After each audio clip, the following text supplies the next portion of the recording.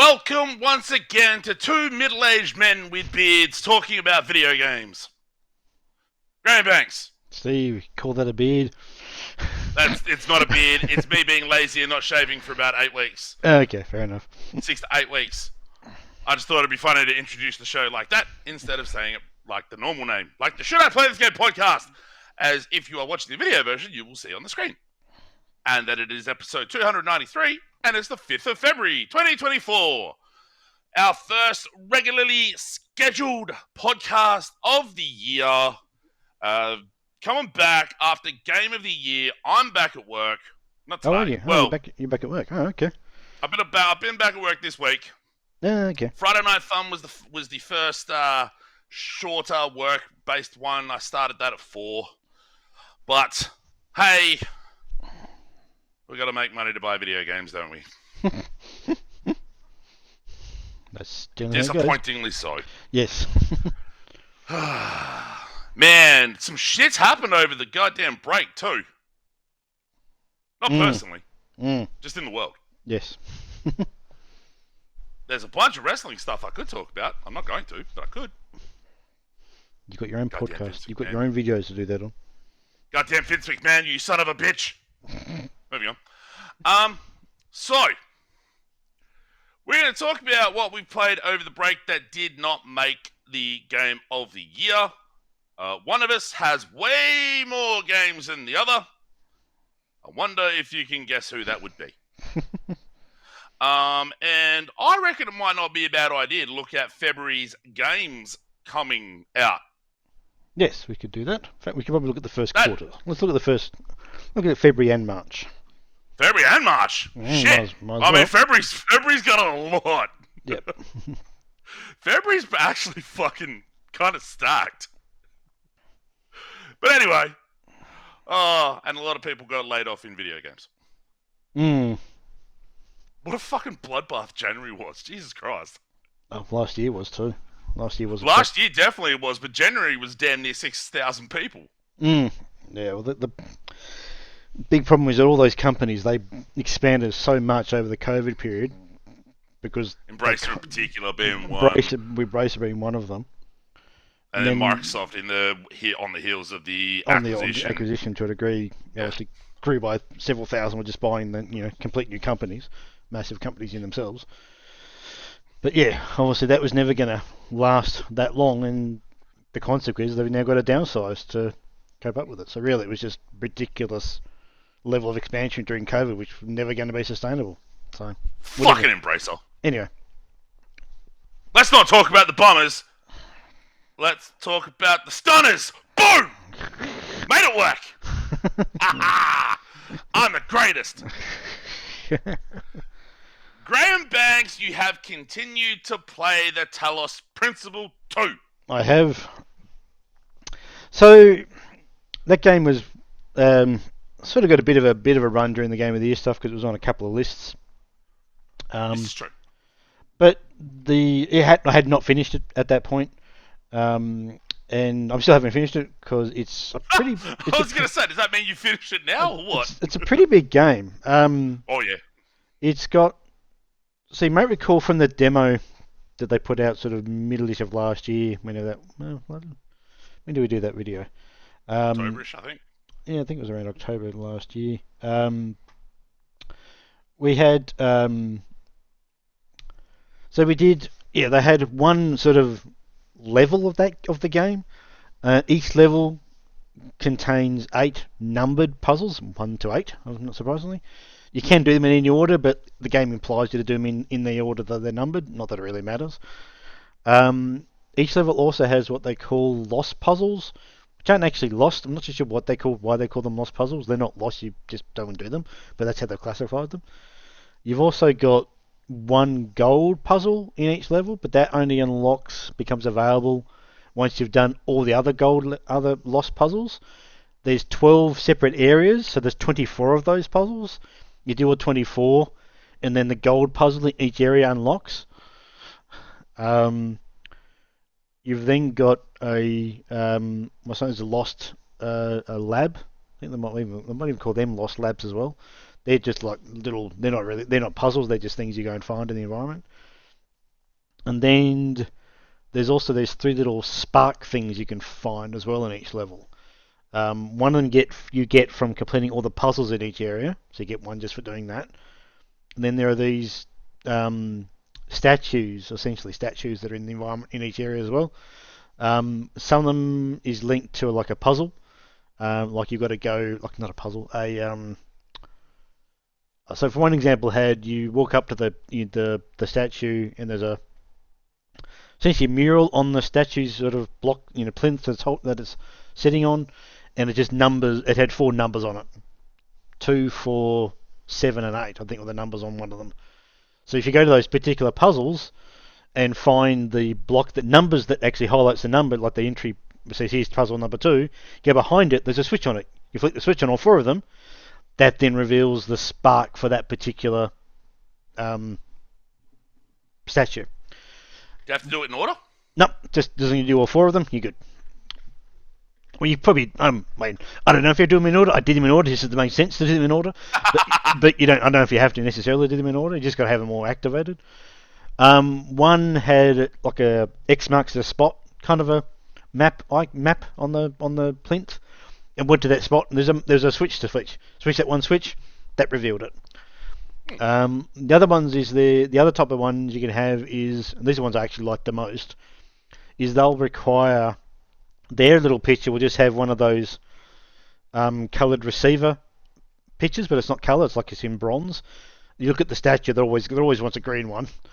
So what you then have to do is go into any of the puzzles in the area and use that particular puzzles to link up to connectors that are in the actual world outside the puzzles. So you end up having the situation where you end up with. In fact, my head's hurting. You describing this? Yeah. So in the world outside of the puzzles will be 2 or 3 connectors which are used to connect beams of the same color to an endpoint. And one of those they'll have a sort of a random, well, not random, but a start point and end point with nothing connecting them at all. So might be 3 of them. If that makes sense. So if you get and you got to then join, you then got to get a green color from one of the puzzles to start the beam that goes across the environment. If that makes sense. Then you get to where the statue is, and you find another connector to join it from the last point of the outside puzzle to the statue, and that reveals unlocks the spark for that one. And they're really neat because you just got to look around the environment to find what puzzle it is and go into the puzzle, and the puzzle's already completed, so you're essentially using it for a different purpose and what the puzzle requires you to do. So yeah, I like those ones a lot.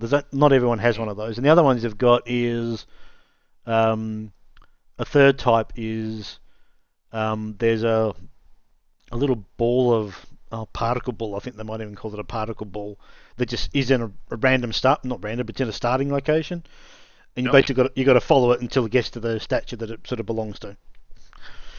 And that will reveal one of them as well. So they've got the 2 different types, 2 types per level, but they can choose from 3 different methods of those types, if that kind of makes sense. So I've now done exactly half of the puzzles. So I've done all areas as much as I can, completely, of 6 of the 12 areas. There's 12 areas. There's north, south, east, west, 3 in each area. So there's 3 in the north, 3 in the east, west, south, and west. And once you've done each area's puzzles, you then go to a central structure in that area and do a little cutscene where you've got a choice of dialogue, which I don't know makes a difference ultimately, but you might end up with 3 or 4 choices, and you choose that option. Then the character you're speaking. I'm trying to not do much spoiler stuff here. And then a big massive beam will be shot out of that structure into the mega structure, which is in the center of the whole each area, whole thing. And then you go to that environment, and there's puzzles in there that unlock beams to another central point, and that just reveals sort of part of the story. So I've done one complete area and done the megastructure section for that one, and I've just about to go to them. Just landed in the megastructure for the second set of 3. So I'll do that again, and then go back to that'll then unlock one of the other areas. I don't know which one. I've done north and west. So Then whether Judge Dredd walks in, goes "fuck you" and shoots you in the head because you're in a mega structure. Get it? Haha. So whether I'm not too sure at this point whether what they had in the demo is actually in the game. That level, I feel like the demo was a sort of it might vertical have slice of taking components and it might have been different puzzles put into a random location. I'm not too sure, Yeah. but that environment, that exact layout, has not been in the game yet. Mind you, I've got 6 to do, so it might be in there somewhere, but I don't think it will be. I think it was just it was an indication of what sort of puzzles and what sort of game mechanics they put into it. Now, the other thing that's happened is every single set of 8 puzzles has revealed a new mechanic.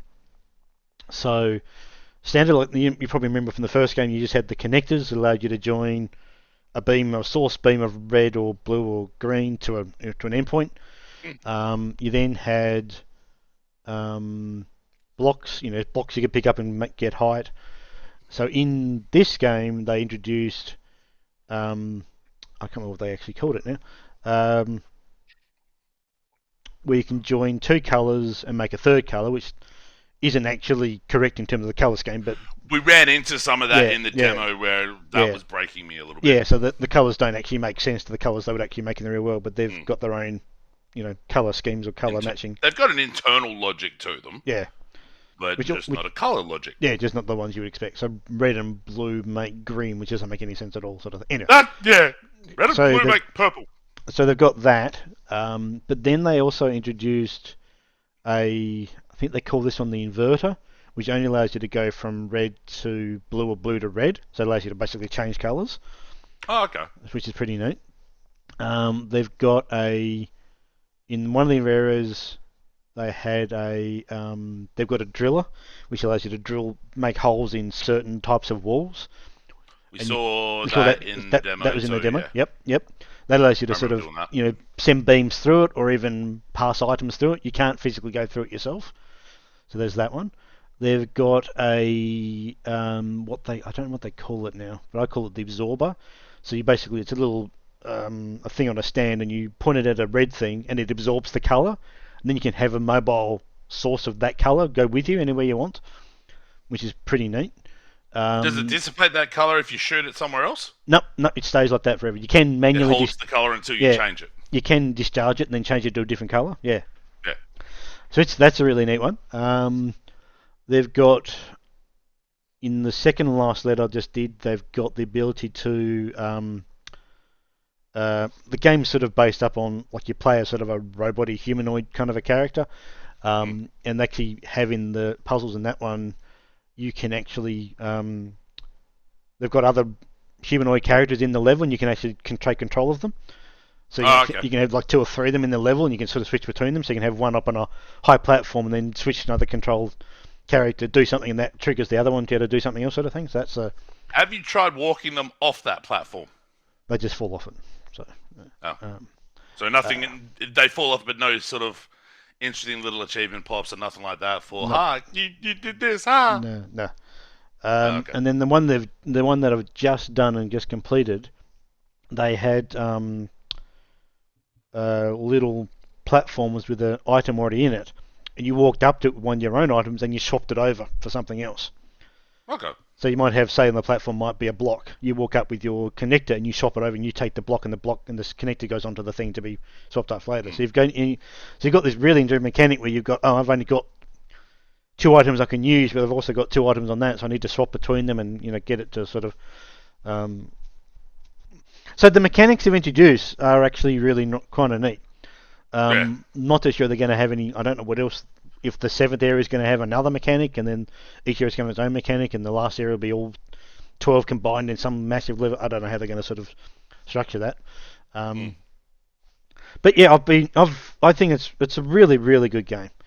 And like I've been playing now for 20 hours, I think, give or take. Most areas take about. It's a lot of running around each area. The areas are actually quite big to run around. Yeah. The demo one was as well. The demo, Well, at least the demo one gave the appearance of being quite large. yeah. So the other areas that I played in are actually, I think, are actually bigger than that. Because in each area that they don't think they had in the demo, maybe they did. I can't remember. You've got these palm readers you can walk up, and that's how you get the background lore of the game. I think there was some of that. There might have been some of that in the game. I can't remember. And also they've also got these randomly placed items from the human period of time, like essentially our period of time, like buggered out, buggered up cars and bikes and stuff like that, and they're like collectible things. You can't do anything. When you can't interact with them, you just sort of walk up to them and press the button, and then it just goes, hey, and puts it in an inventory list or like a collection list you've done, sort of thing. So yeah, like that's sort of basically that's the structure of the game so far. So 3 areas, unlock each area, go into the middle structure, point a big massive beam at the main mega structure, fly to the mega structure with your 4 other guys you've got so you're on this expedition with 4 other characters, and you're always interacting with them throughout the time and having discussions with them and stuff like that. Go to the mega structure. The first one we had, it's an impressive structure. They've built the environment. They've built this thing in. And then there's a puzzle to then activate this big, massive another beam that pointed to a central, not another puzzle area, but just like a story area essentially.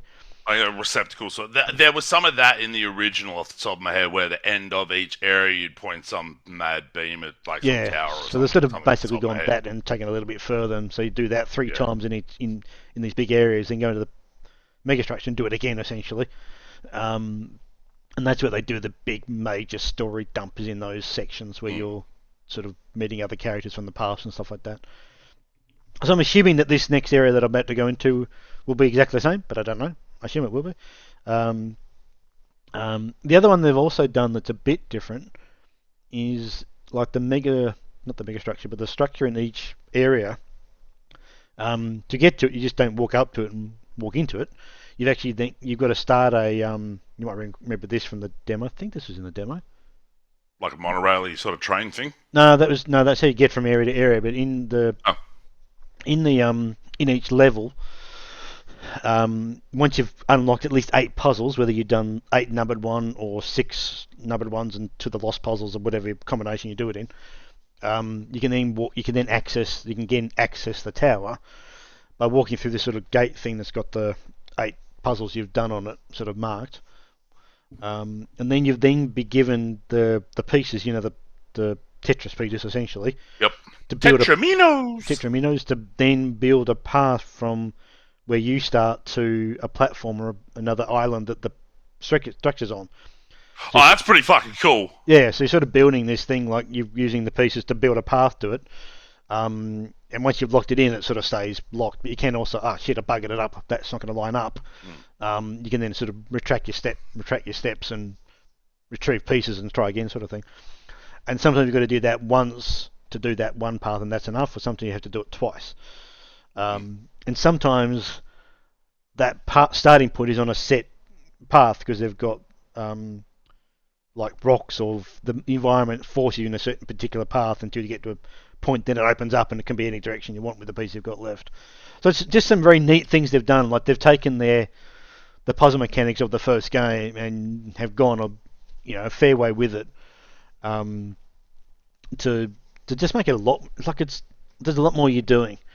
Like if there's 12 areas, 8 puzzles each. No, 12 areas, 10 puzzles each. So that's 120 puzzles you've got to do.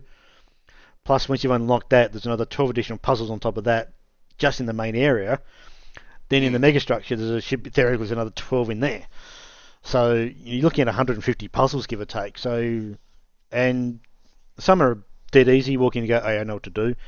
Some go, how the fuck do you do this one? And the amount of times I've walked away from a puzzle, gone, I can't figure this one out. I can't quite figure out the logic or the mechanics of it. Go and do some other puzzles, come back and then get that puzzle like straight away. You go, just amazing how the brain sort of works.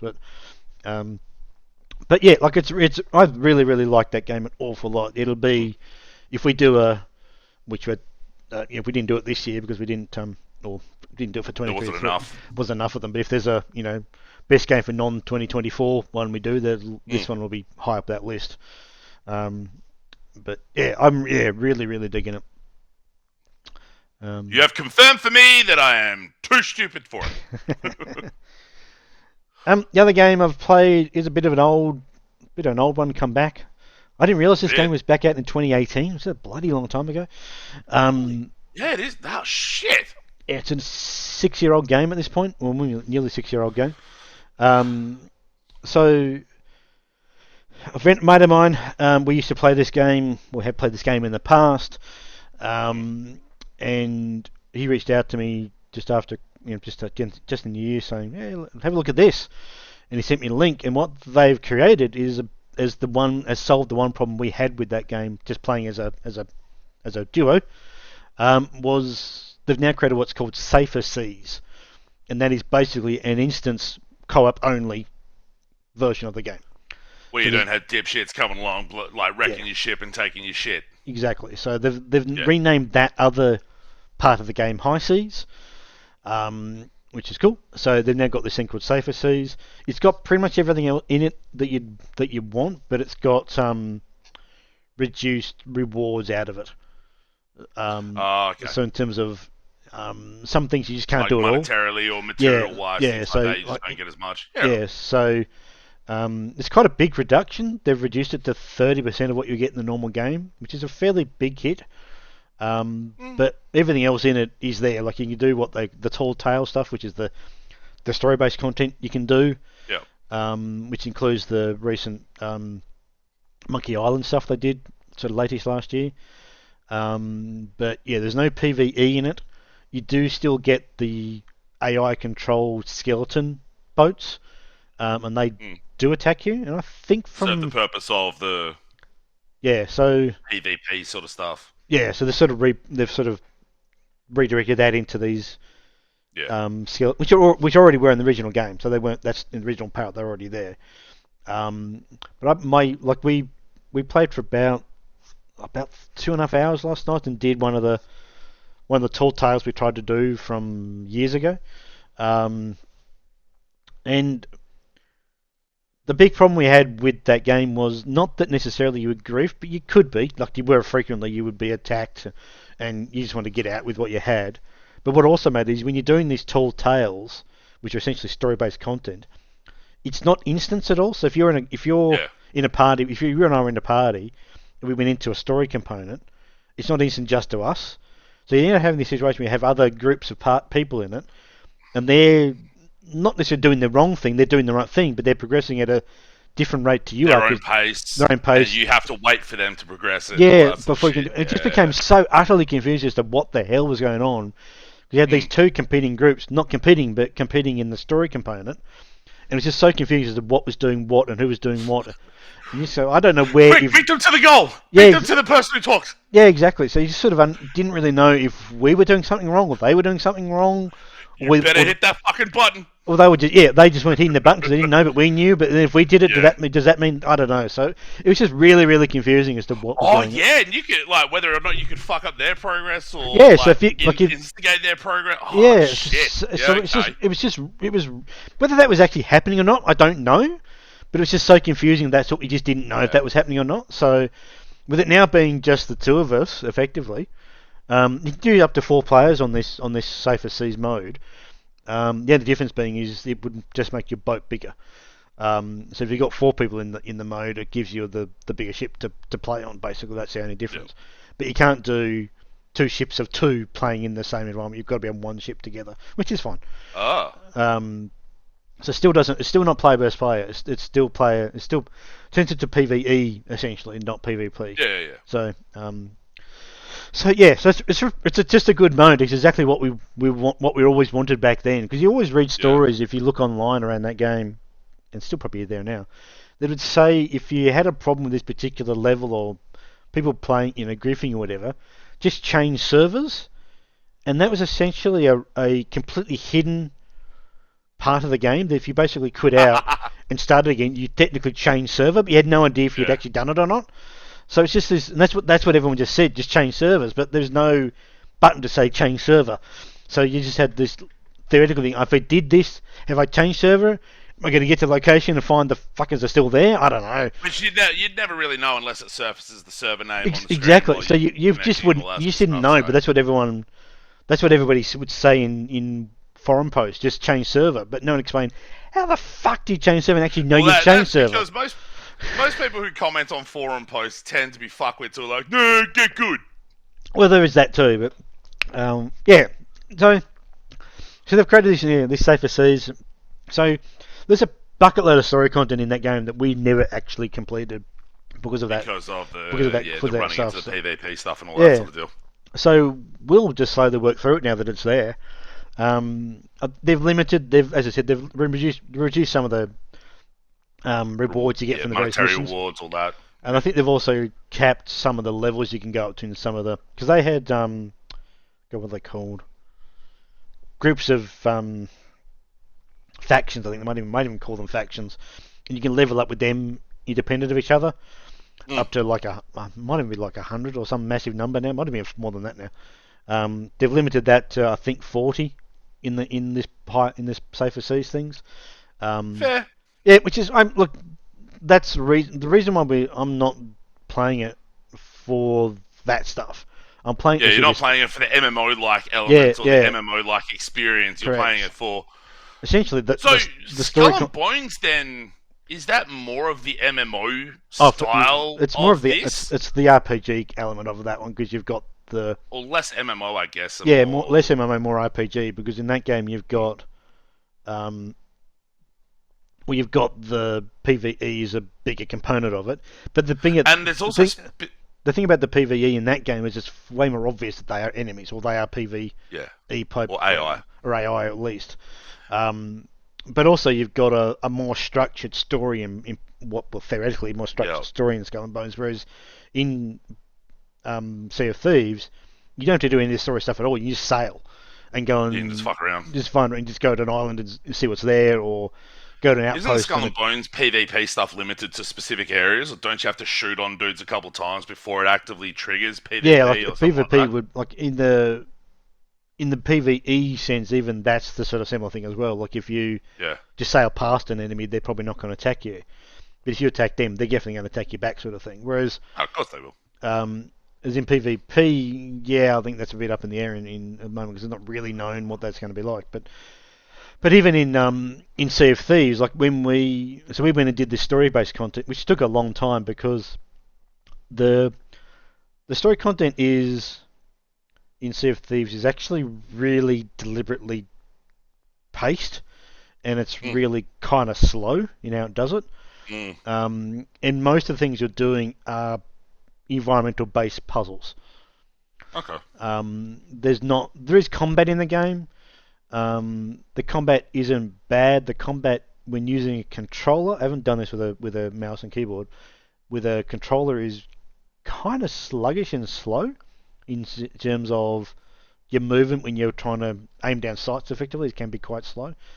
So, and a lot of the puzzles are like the now that it's been months, if not years, since some of this content been out, there's guides up the wazoo on how to complete some of this stuff because we struggled last night with what the hell do we do next kind of a thing because it's not obvious. It's not obvious what you do, but once you sort of get a sense of what you've got to do, you can kind of get a bit of a I think we've got to do this, and if that's not right, you can then go look up a guide to figure out, okay, you're kind of close, we need to do Y sort of thing.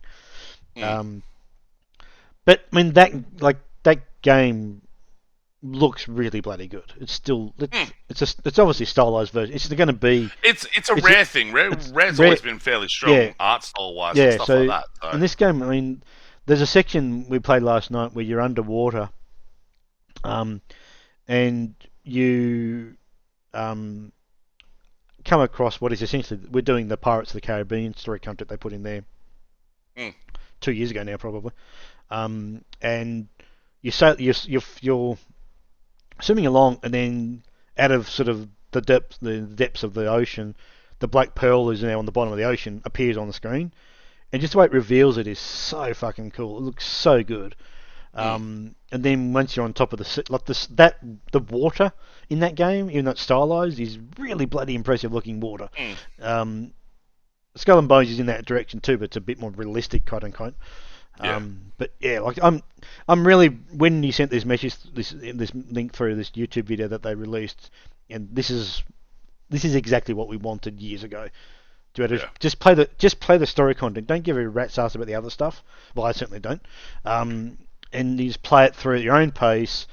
Look up a guide, whatever you want to do to complete it. If you want to just use a guide, Without worrying about dickheads without coming in without and any fucking it dickheads all running up. around the fucking. So, but what did happen was quite amusing. So once you've done the story mission, which is all down at the bottom of the ocean, basically, we got to the top of the ocean, got into our boat with our one chest that we got out of the mission, which is fine. We got a bunch of money at the end of it. We got some chest as well. This chest is called what's it called?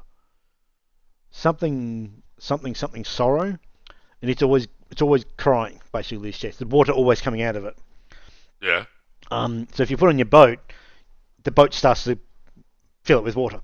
So you've always got to you got to constantly bail it. But what happened was we got onto the ship, started moving, and out to our right hand side, which would be what's that? I think that's the starboard side. Now? No, right hand side of the boat. I was guessing. A skeleton boat appeared and took one shot at us, and because we had on our boat several fire bombers, which is a new type of cannon they put into the game, cannonball they put into the game, and 2 explosive barrels, our boat just went and blew up. Blew the fuck up. Blew the block up. Killed me, killed my friend. We both I respawned first, and a boat was basically sunk. Yep. So okay, cool, fair enough. You still got the griefing experience without the griefing. Without griefers. Without at least we knew it wasn't arseholes doing it. It's just the game. Just happened to be at that point in time, the simulation put a boat right next to us. Is what it is. So basically, what we then, because our boat then sunk, we then had to. The game respawned us back on an island with a new boat, which is what it does. We thought our gear should be still, our chest should be back where it is, where the boat was. So we saved back, got our chest, saved back to the island, sold it, got some money out of it. Yeah. So skeleton ship blew you up again on the way back. We were looking for that, but no, it didn't happen. So yeah, like it's just like I didn't mind that too much. It was annoying to lose, but we'd only lost one and got it back relatively simple. If it had been PvE at that time, and that's what had killed us. You mean PvP? PvP, sorry. Chances are whoever killed us would have got our loot and just fucked off anyway, so we wouldn't have been there. But at least with it being what it was, there's a good chance we could get to that area, which wasn't that far away, safely, get it, and then come back safely, and get out and get something out of the whole session. At least a reward out of the mission. Makes you wonder why they never made that decision to instance all that shit in the first place. They were never really going, or they were never selling this as a pirate MMO. No, exactly. Or never explicitly selling it as that pirate MMO, and having that opt-in PvP stuff, things like that. Because even stuff like the Division, PvP's opt-in. Yeah, exactly. Most of those larger sort of games of service online things, any sort of PvP component is always opt-in. Well, the thing, there are elements you can walk past dudes and basically flip them off or throw a grenade at them and it blows up in the main game of Division, there's no PvP. It's only when you get to the Dark Zone there's PvP. That's the only place where they've done it. You do still see characters in the safe zones and shit like that. Oh, the safe zone, yeah. But once you leave the safe zone, they're gone. It instances off the top of its head, Yeah. But whereas in Sea of Thieves, like you could play on a high seas server theoretically and not see any human players at all for hours and hours. But that was the most frustrating thing. You'd never see one for hours and hours. Until you run into the most high level one that just fucks your shit up. Yeah, then you just go, well, what's the point? So yeah, like as I said, it's really good they've done it. It would have been nice to have done it at the beginning, earlier, but I can't really. I mean, that game's now in its 11th season of content, which is bloody impressive. I'm not sure they're going to have more story-based content, but as I said, there's a bucket load in there to do. So I think Rare is supposed to be working on the Perfect Dark remake off the top of my head. I thought that was somebody else. I thought that was one on the Sony, not the Sony. That Santa Monica studio was working on that. I think they're working on their own new game. Rare's working on a new game. What Rare's working on? They're working on that Wildfire? No. Crystal Dynamics and the Initiative. That's Dark. That's the Santa Monica studio they created. What is Rare currently working on then? That was a new. What was it called? They put a trailer out like 2 or 3 years ago. and nothing's come out of it since. Battletoads. No, it wasn't that. Everwild. Everwild, that's the game. That's the one. There. I don't know if that's even been made at the moment. I don't know if they're really actively working on it or not, but they sort of announced that with a trailer, like a trailer. It'd been rebooted and is a ways off, scheduled for approximately 2023, according to Jeff Grubb. Yeah. Video Games Chronicle corroborated underwent a complete reboot. Planned release date pushed to 2024. Optimistically targeting a 2024 release. Yeah. So it sounds like the sort of thing where they just got massively optimistic about what they were wanting to do with it, realized that they outscaled the fuck out of it, and then had to rescale it, reboot it, all that sort of deal. I think that and possibly the initial feedback from the community and journalists to what they released or what they'd shown, and probably lukewarm. So they thought, let's just rebadge it a bit and go from there. But yeah, I mean, Avowed's gone under the same shit. I think Avowed has been rebooted at least once in its development. Yeah. So it's not like Microsoft doesn't have a few games on the boil right now that haven't had some sort of reboot, reshuffling. Well, a lot of games go through that anyway. It's not as if it's unique to anybody. So I'm interested in Everwild now that we've mentioned it. Yeah, well, I'm curious as to what it's going to be, but yeah, it's... Recent reports suggest no combat whatsoever. Interesting. Anyway. Interesting. Yes, well. So. What about you? We're back at the side-by-side, and now we're back in this. Yep. For bug games! What's going on? Why did that happen? vMix broke. Got to that. Why is that not working? Graham's fighting with vMix. Why is that not working? I don't know. What's going on? Why is that not working? What's going on here? Oh, it's broken. What's going on? Why is this not working the same way it just did for me? Why is it not doing that? I don't understand. That's weird. I don't know what's going on. Sweet. Do you want to just side by side us and I'll just talk through what I've got? Yeah, I'll just do that while I'm figuring what the hell's going on here. Something's going wrong with vMix. I don't know. So you saw the key art for the first game I'm going to mention, which is Remedium Sentinels. So all of these are games I played during the break thinking, either they're really interesting, might make my top 10, or I just played them because I had them there and I was like, let's check this out and see how we go. Remedium Sentinels, I initially played it on a Friday night fun. Played it a bit more after the fact. Probably one of the better arse games that have come out since Vampire Survivors. That auto shooting survival game. I have played quite a few of those at this point, and that was among the better ones. Because the ramp in the damage you would do was actually on a fairly consistent curve, and you'd be able to actively do damage to the higher level creeps as you go along. The point where I basically wiped out the corruption across all the levels that were in there. There's still more achievements to get. I was done with it a while ago. I did what I wanted to do with it. It was fun. Moving on. Sidescape. Whoop. Sorry, I'm just trying to figure what the hell's going on here. That's fun. So let's just ignore what I'm doing. Okay, let's ignore Graham for a bit. Yep. So Sidescape, the developer of that, I think it's a single dev, put out a game this in 2023 called, I think it was Xanthium Zero. And Sidescape starts as Xanthium. And then you press the button to start, and the screen goes all weird, corrupted, and all that sort of stuff to say Sidescape. So it's really, really interesting, and it does that. It's got a mash of Metroidvania and Zelda-like exploration that changes when you press a button. So, like, you can be exploring it like it's Zelda, walking along the environment. Then you press a button, and it makes all of the obstacles in the Zelda-like exploration into platforms that you can then jump on. So it's a really cool, interesting little mechanical experiment, but I ended up just bailing on it. I spent about an hour and a half on a boss fight that was either completely fucked or completely broken. Or both. So I bailed.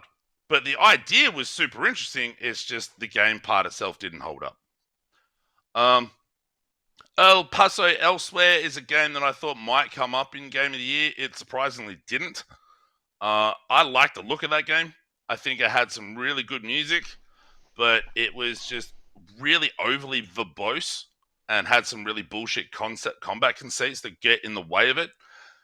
When you think about the comparison between El Paso Elsewhere and Max Payne, which is very clearly an influence or inspiration for it, um, it you didn't have that. Yes, Max Payne had some verbosity to it and had some challenging combat in spots, but not in the way that this does. I felt it was overly long as well, which added to that verbosity to a point of making it waffle. Just the dude was shitting on, and it was just like, yeah, I'm done with. Let's just come on, shut the fuck up. Let's go. But I did finish it. There are some personalities that found it way better than I did, but these things happen. Super Mario RPG I played through. I thought it was very, very good, but it wasn't quite good enough to crack my top 10 or even get mentioned. The whimsy and simplicity of that thing made it really pleasant and enjoyable to play through. Mm-hmm. You can kind of see where the Sea of Stars devs got some of those ideas from, but it's pulled off a lot tighter in Sea of Stars. Mm-hmm. The ramp up to the final boss fight, or the ramp up in the final boss fight in particular, was kind of a bit fucked in spots. Even if I didn't die, it was still kind of annoying in spots.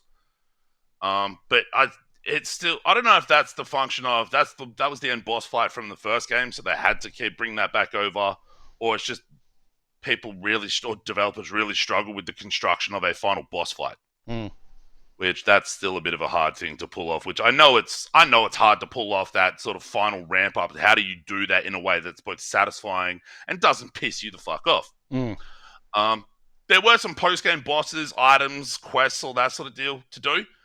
I looked at a couple of them and I was like, yeah, I'm done. I had my fill. Moving on.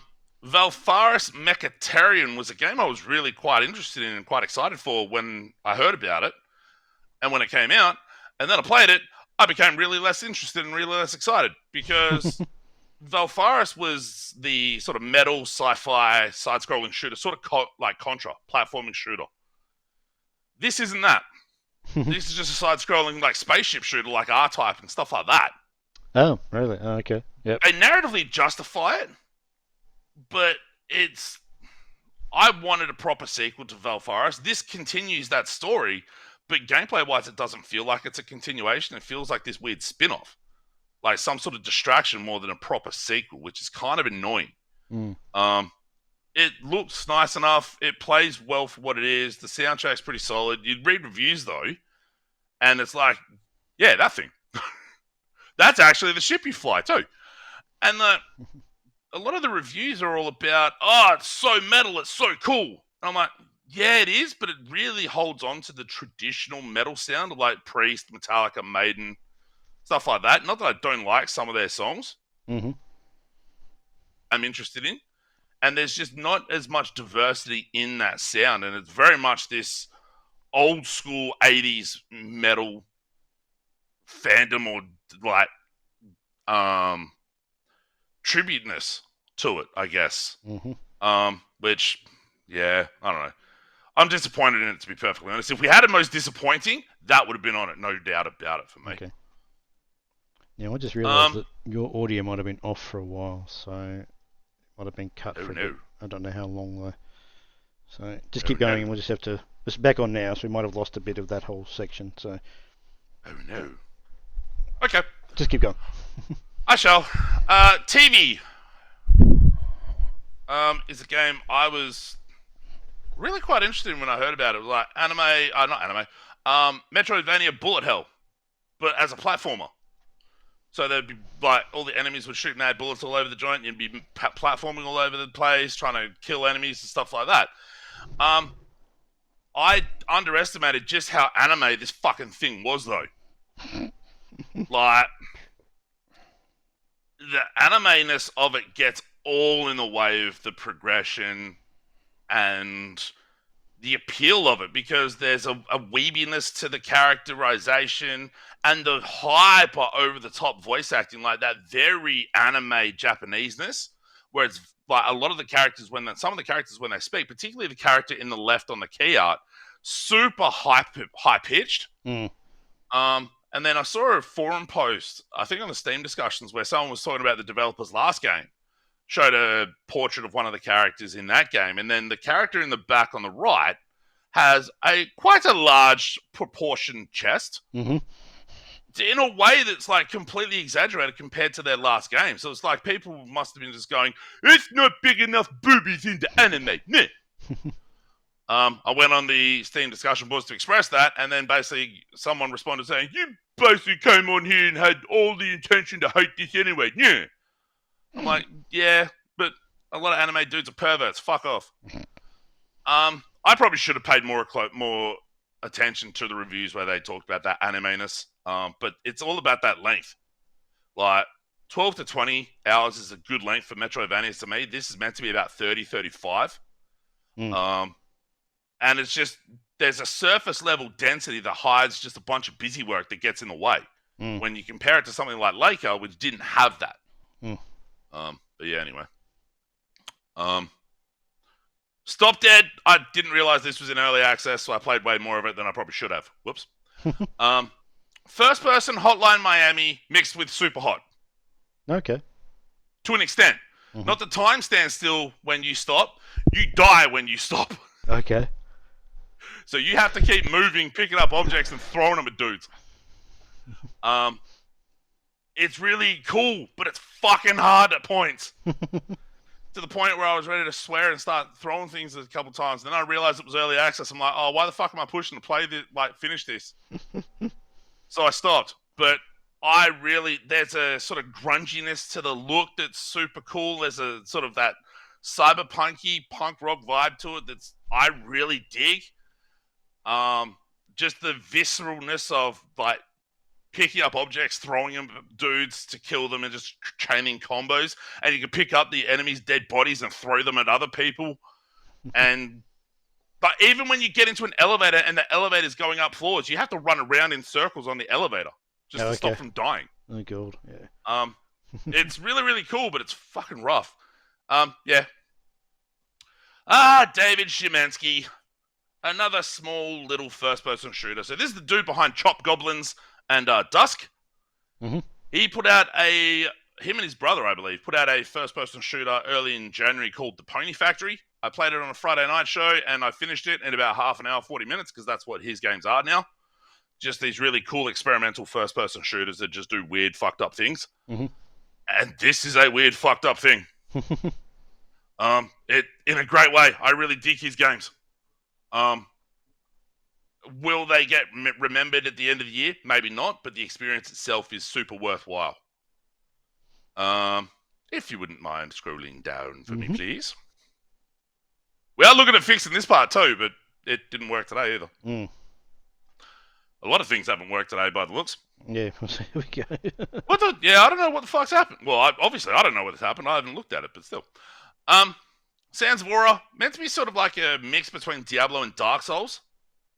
But I really didn't like it.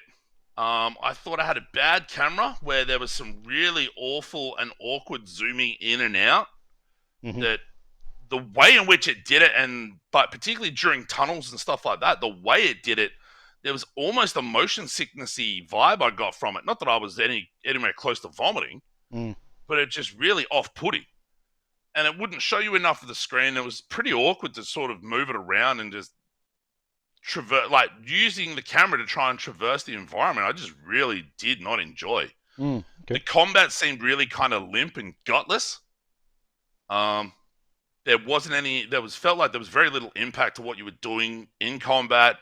A lot of enemy attacks didn't get interrupted. And there are Souls games where sometimes they will do in an uninterruptible or unblockable attacks, but that wasn't the case here. That seemed like almost all attacks couldn't be interrupted. Oh, okay. And it just felt like more of a battle of attrition more than a battle of skill. Or you just get your fucking head stomped. Yeah, yep. And the limpness of the combat is what really breaks that Souls-inspired game for me, to the point where I dropped it after about an hour and a half, 2 hours. And put some feedback on the Steam discussion board, basically going, here's what I'm thinking. The dev put a comment on it. They said, oh, this, and this. I'm like, number one, dog, I've uninstalled it. I don't care anymore. And number two, like, the things you're explaining here don't actually fix my problems with it. It's still, the camera is not great. The combat still feels gutless, even when you are hitting, like, low-level dudes. So I'm not going to keep going. Not when it's, again, 20, 30 hours, and I've got plenty of other things to play. Which is a shame, because it did sort of review quite well, but anyway. Blood West. Stealth Cowboy Immersive Sim. Which sounds really, really cool. I played the demo, I thought it was alright, and then it must have gone on sale, so I grabbed it. Man, the stealth is punishing. If you fuck up, it doesn't take much to kill you, and if you're not playing carefully, you will just set off a bunch of zombies who run up and hack you to pieces. And I was playing run up on and smashed. Yep. To me, this feels much more like a pure stealth mindset, like the first Splinter Cell games.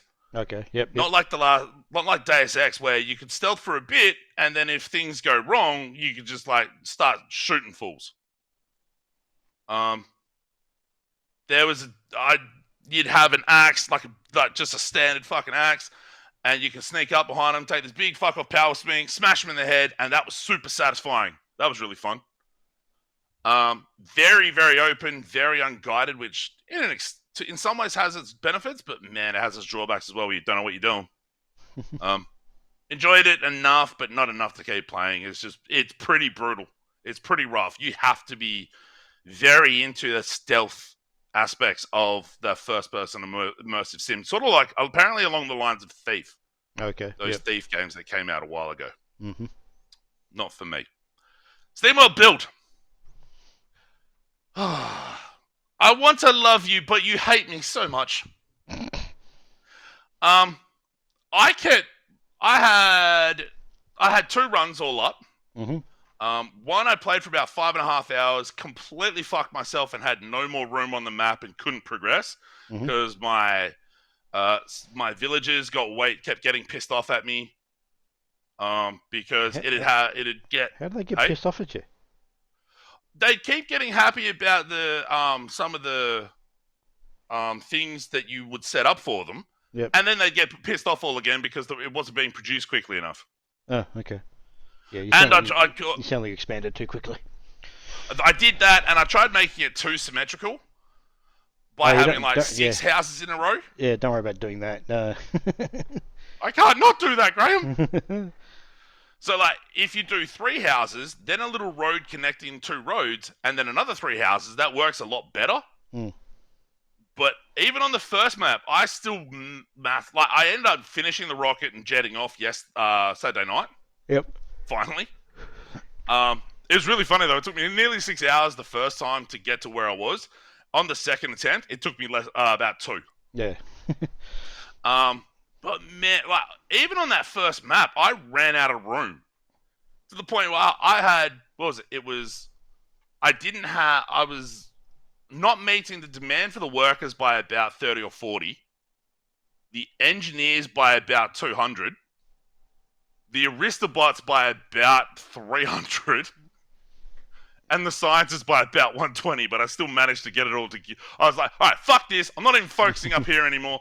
I'm just going down underground, sorting this shit out. Let's go. But I pulled it off. I dig it. I don't know how much I'll go back to do more achievements or other maps, because if I struggled that much room-wise on the initial map, I can't imagine I'd do much better on the on the next maps in that game. See, it's cool though. I've not actually even gone back to it. So, so I played it on. Yeah, I've obviously played it on the MS on the MS store. I played it, did it just to complete the story, and that's as much as I've done. I've not been back to it since. I kept running into situations where I thought I'd had it all set up nicely, and then I'd keep they'd be really, really happy, and then there wouldn't be enough like jars for the what's the things that are sold at the saloon? What do you mean, beer? I can't remember. Yeah, whatever it is.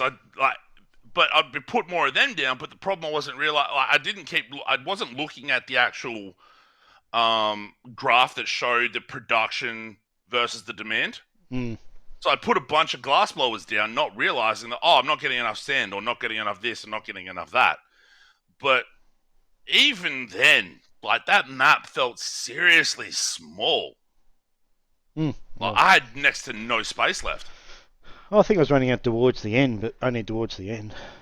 But I still, I had more than enough space to do what I was doing. So my entire experience on both attempts completely stacked the map and just couldn't get anything done. Like, fuck! I just happened to have enough in place to make it work on the second run to be able to launch the rocket. Yeah, it's fun enough. I think I played it in like 3 6-hour chunks. But yeah, I dug it. It's cool. I don't know if I'll go back though, and it makes me really scared to try her against the Storm. Oh, they're different games. Don't worry about that. They're so different. Oh, it has the same sort of framework, doesn't it? No, there's no real production stuff in that one at all. There's a little bit of it, but nowhere near as much as that's Against the Storm is on such a small scale compared to SteamWheel Build. Oh, that works for me then. Yeah, it's Anyway. way more contained. That's I mean, it has the same sort of thing. Like, yeah, you got to, have your your wood choppers to make your lumber, to make your whatevers. But once that particular run's over, that resets. You don't have to. Yeah. You're not building and building and building like you do in SteamWheel Build. Yeah, that was the problem. I kept getting screwed on that one. Okay, so I know you're interested in checking out Tekken 8. Mm-hmm. I have only been playing Tekken 8 online. Okay. I haven't touched the story mode. I haven't touched the arcade story mode or any of the character stories or anything like that. So when we do a checkout, we can just do that from the jump. I've literally just been playing online. I've done okay. He says with a bit of not sure, but mainly because out of the 3 main fighting games, this Street Fighter, Mortal Kombat, Tekken 8 is the one A, I had the least success in, and B, the one I get fucked up the most in. Because it's so easy just to do like juggle combos, like hitting you on the ground, hitting you in the air, ground, air, ground, air. Yeah. But I've done all right. I've done better than I probably should. Mm-hmm. But that, like, Tekken games are more about the single player stuff for me. I will play online for a bit. In fact, this might be the most I've played a Tekken game online. But it's still, it's good. I like it. And then we need to do the checkout at some point so I can start doing that single player shit. Because I don't want to start it and then have to wipe my save. Well, obviously, and do it again, yeah. But yeah, Tekken 8's good so far. Speaking of good, he's back. He's back. Turnip Boy. Turnip Boy, instead of committing tax fraud this time, I forgot a lot of the story of Turnip Boy commits tax fraud. Apparently he killed God. Oh, did he? No, fair enough. I forgot about all that shit. So Turnip Boy commits tax fraud was way more of a Zelda-like game. This is much more of a run-based sort of roguelike, almost nuclear throny, but less punishing.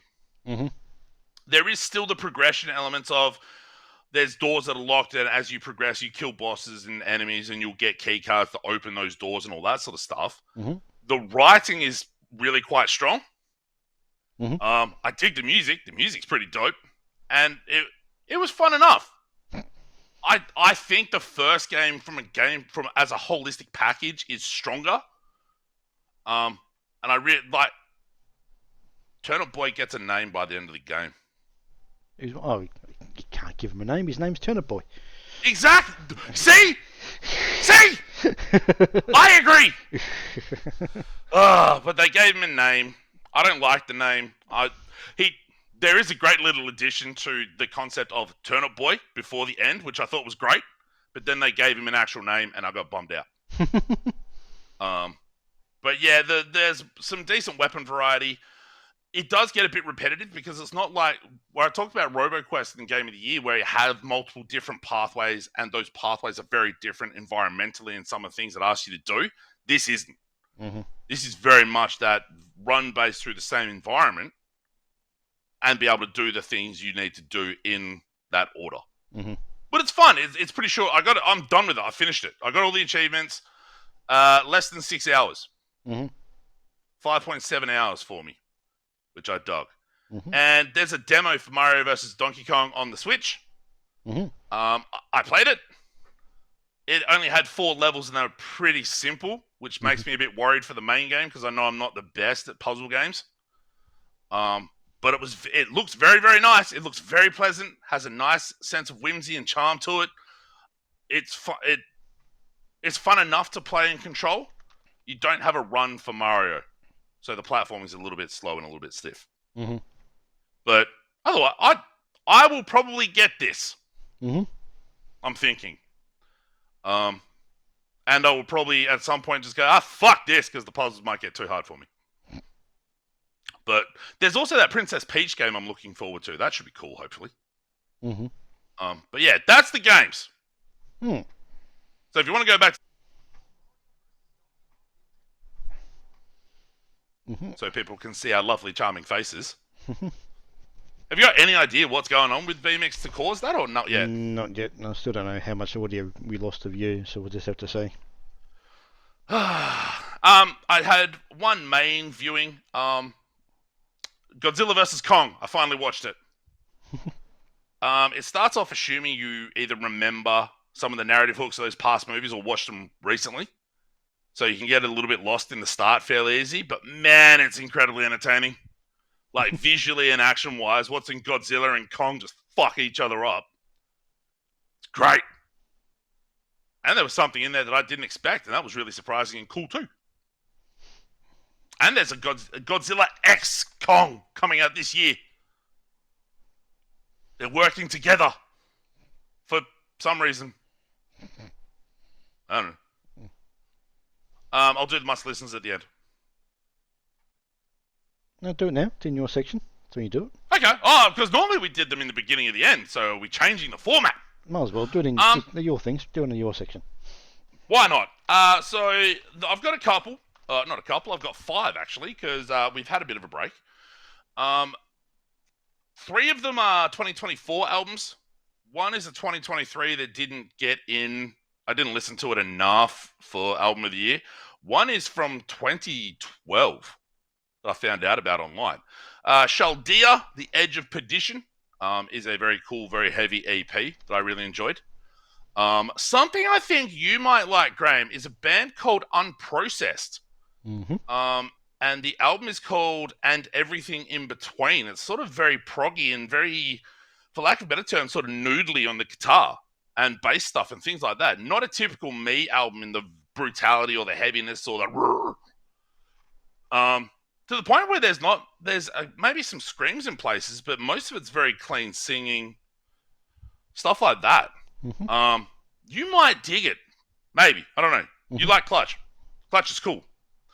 Drown in Sulfur came out earlier in 2024 with the album Dark Secrets of the Soul, and I really enjoyed that. I thought that was nice and heavy.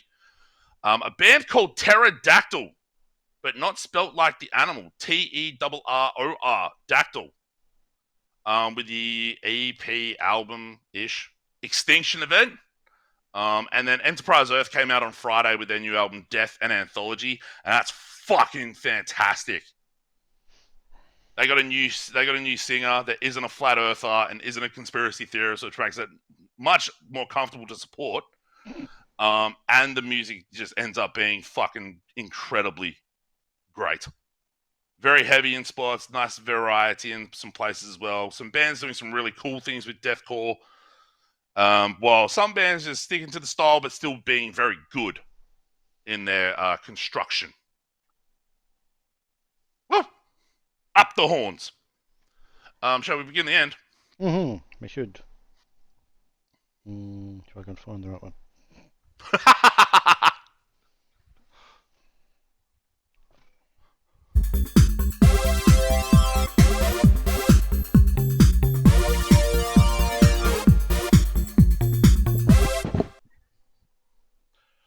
Okay, we're beginning the end. As I mentioned at the top of the show, there's probably some things we could talk about. You've done something to your mic. Just check it. Hello? That's better. It might have fallen down a little bit as I was dancing around like a dickhead. As we talked about at the beginning of the show, we could talk about all the state of the video game industry after amid all the layoffs and shit, but I think that might be too much of a bummer for our first show back. But yeah, let's talk about the new releases for at least the month of February, possibly March. So a couple of things have already come out on a big scale. Persona 3 Reload came out, as did Suicide Squad Kill the Justice League. It finally came out. Have you seen any of the coverage or anything on it, Graham? I've seen bits and pieces of it. Most of it seems to be fairly negative, with some people saying it's not as bad as people make it out. So, yeah. Negative to middling. Yeah. Is what I'm getting from that. Which, man, that's a shame. But anyway. Foam Stars comes out this week on the PlayStation family of consoles. That is this month's PlayStation Plus game as well. So that will be free for those people on PlayStation Plus. Basically Splatoon, but foam instead of paint. Helldivers 2 comes out this week on the 8th. I'm curious to see if the transition between top-down to third person, how that works, and if it actually sticks the landing. I don't know. There's not enough... Remember how we used to say there's, like, or people would say there's way too many top-down dual joystick shooters? Yeah, there's not enough anymore. I miss a game like Alien Nation and stuff like that. Those games are great. That's what Helldivers 1 was. Now they're going third person here.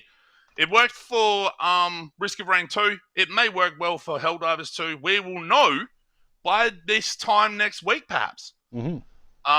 Banisher's Ghosts of New Eden is coming out this week from not this week. On the 13th from Don't Nod. They have shown very little gameplay-wise of this thing, but I'm still really hopeful and really excited for it. Graham, why are they putting Dragon Quest Builders 1 out on PC? I'm just looking at that. Just looking at that now.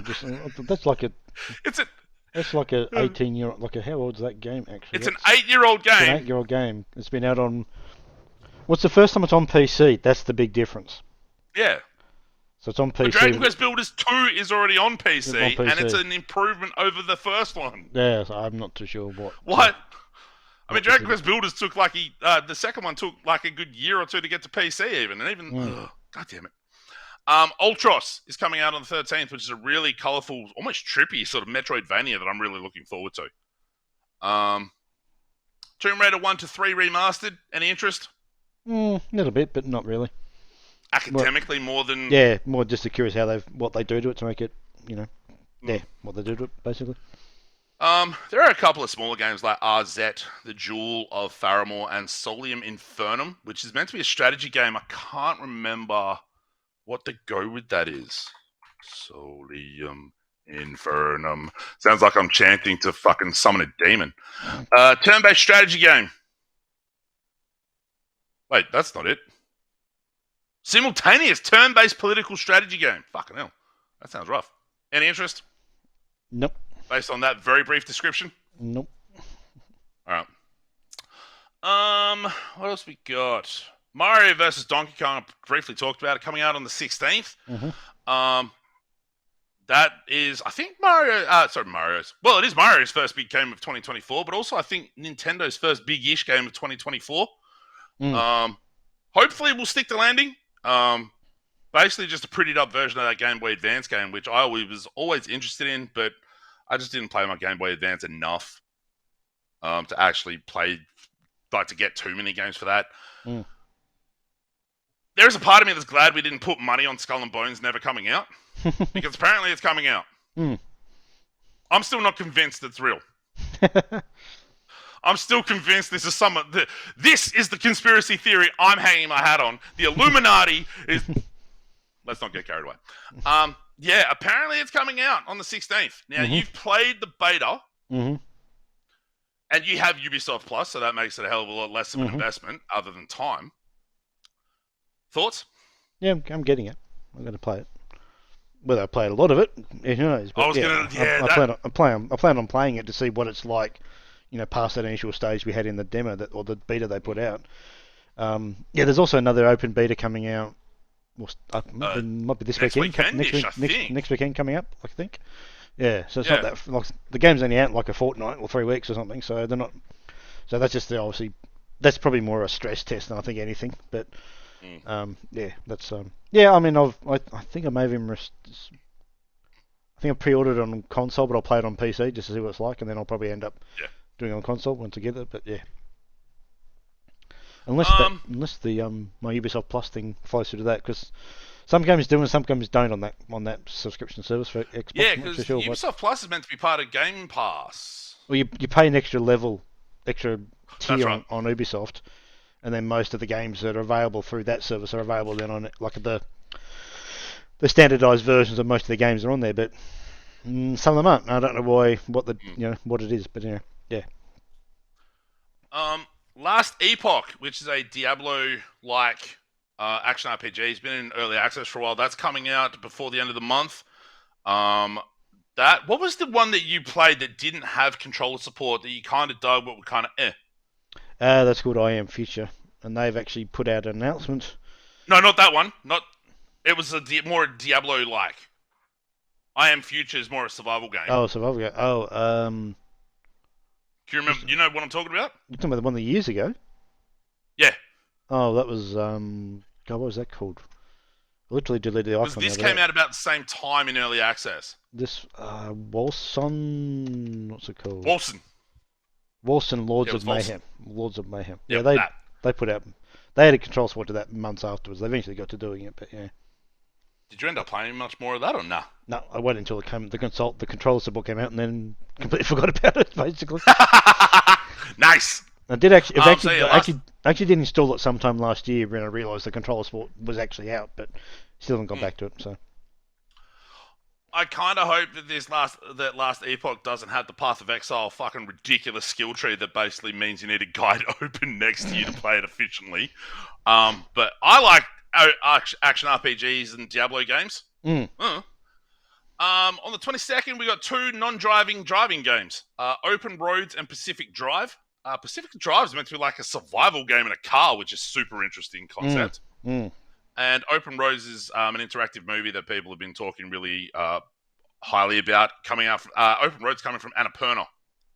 So that should so that could give you an indication of what kind of game it's going to be. Yeah. Promenade is a platformer. I'm going to take a look at a demo for Promenade during Friday Night Fun either this week or next. So I'll have more to talk about on that during the show. Wrath Aeon of Ruin comes out of early access apparently on the 27th. If you believe the hype. That's been meant to be coming out of early access at least 3 times now. Any interest in the Brothers: A Tale of Two Sons remake? No. Word? Me neither. The remake or remaster I am interested in, though, Star Wars Dark Forces remaster from Night Dive. Bring that shit on. Night Dive have been doing really good jobs on the remasters and remakes. Kind of have to talk about it because it's a really big game. Final Fantasy VII Rebirth. The second half of the remake coming out. You don't have to. You have no intention of playing it. I don't. So I don't. There's going to be a state of play exclusively on that this coming week, apparently. Yeah, so we don't have to if we don't care about it. That's a fair point. And there's a few other things. Like there's obviously a bunch of other games I didn't mention, but that's where we're at. Do you want to hit March or not quite, or you want to leave it till a couple of weeks? No, I'll leave it for a couple of weeks. For a couple of weeks. Let it flesh out a little bit more, see if anything appears. There are some biggish. There are quite a few cool-looking things in March, though. There are some biggest games in there for sure, but not at this stage. Yeah, we'll leave that until closer to March. Yes, closer to March. So March itself. Yeah. So your San Francisco 49ers are in the Super Bowl against the Kansas City Chiefs. I'm not trying to be inflammatory or trying to take the piss out of you when I think it might be the Chiefs. So that's not inflammatory. That's just you saying your opinion. Well, I could be more of a dick about it if I wanted to be inflammatory. I guess I'm like, fuck your Niners. Yeah, I guess you could, but no. I think Patrick Mahomes might have too much juice. Yeah, maybe. He's the one that does scare me on their side, no doubt. But and Taylor Swift. I I think our team, the 49ers, are a much more complete team on both sides. They've got a hell of a running game. They've got some hell Is of that a dude with the shoulder back in time? Yeah, he was back in the championship game. So, yeah, Okay. so we've got pretty good receiver core. Hell of one of the best running backs ever to play. Hell of a defense. We can't get behind like we have in the last two games and come back and win because we won't be able to do that against the Chiefs. So we've got to actually not against Patrick Mahomes. Not against Patrick Mahomes. So we've got to actually. The Chiefs' defense has shut down Baltimore with the potential MVP Lamar Jackson. I've been watching some ESPN on Fetch. So yeah, it should be a good game. I mean, I'd like to think we'll win, but it's going to be hard. Not going to be doubted. But yeah, two great coaches. Let's make a bet. No, loser wears a wig. No, I think it'll be good. I think it'll be a good game, but I'd like to think we'll win it. I'm really disappointed that Usher's the halftime show. What the fuck? Oh, the music in most of those Super Bowls are pretty bad. That LA one was fucking good though. Not my cup of tea for most of them. Yeah. That LA one's the best one. I reckon that's the best one they've ever done with Dre, Snoop, M, Kendrick. That was a fucking good show. They just had way too much Mary J. Blige. Anyway, I got nothing else. All right, cool. Other than my Lakers, my Lakers, but yeah, anyway, the Lakers being disappointing, inconsistent, and disappointing. Yeah, they won. So that's something. Well, they beat Boston, but then they were losing to New York as we were recording. Well, go check the scores now. Go check. I think you'll be delighted to see the score. Woo! New York won. Fuck! Yes! No. You motherfucker! Oh, hello! Austin Reeves again. All right, boys. Holy shit! What the? Have you heard about the scoring shit that's happening in the NBA? Oh, players are scoring like 60, 70, 80 points regularly. Twice within the space of a week, someone drops 70, another player drops 60 in a loss. Yeah. And Steph's gone and dropped 60 but lost against the Hawks. So that's the third 60 score that's fucking ended in a loss. What the fuck? Wait, what the fuck? Doc Rivers is the All-Star Game coach. He's literally... Oh, fuck this. God damn it. Fucking basketball. Fuck Vince McMahon. Let's end this shit. Oh. Can Graham find the button? There it is. You didn't even say bye. Bye. We'll be back for shit. Friday Night Fun, twitch.tv/NBStarship. Come and check out shit next time. Bye. Bye.